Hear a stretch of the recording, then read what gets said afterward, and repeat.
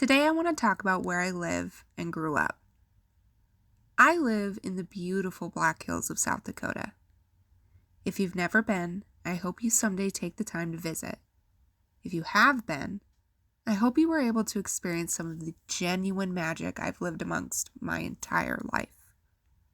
Growing up, my family and I moved fairly frequently, but we always stayed in the Black Hills, and we always did our best to find a home that was situated right on the edge of town, so we could always have easy access to the woods.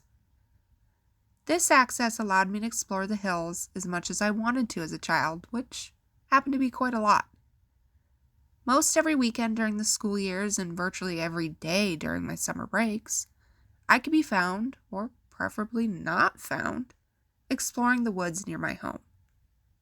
I would wake up early in the morning and pack myself a backpack with the essentials: water, potato chips, and usually a peanut butter and jelly sandwich.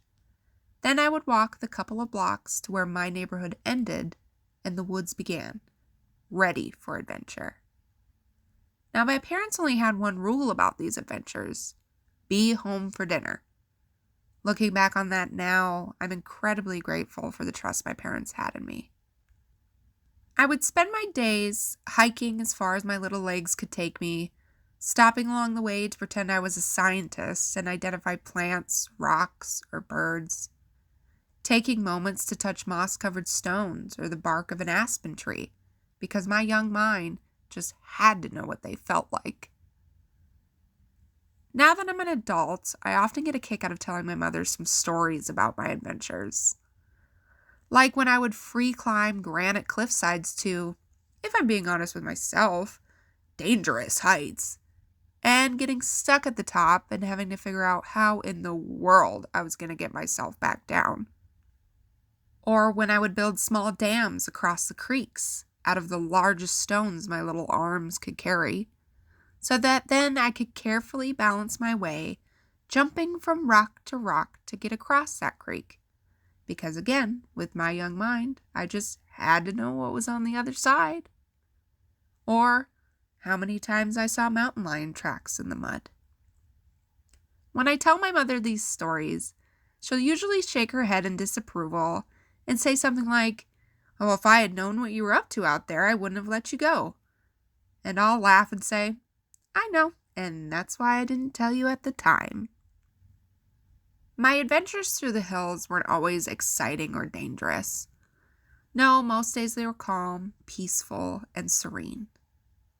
One memory will always stick out to me.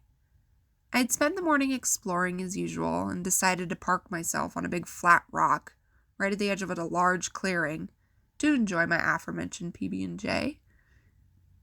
As I sat there engrossed in my snack, I glanced up to find that the clearing had filled with a huge herd of elk. They knew that I was there long before I noticed them. However, they didn't really seem to mind me.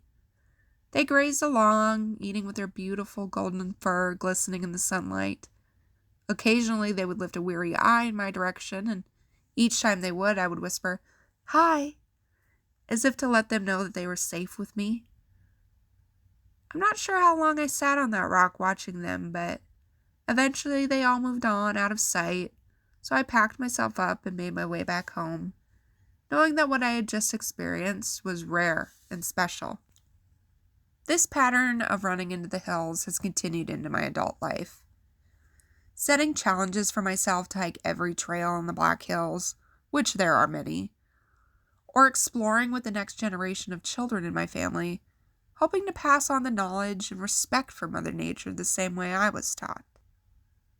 And last year, when I was diagnosed with stage 4 brain cancer, the first thing I wanted to do was run to the hills, to connect with the nature the same way I did as a child, and to beg this sacred landscape that I loved so much to please heal me.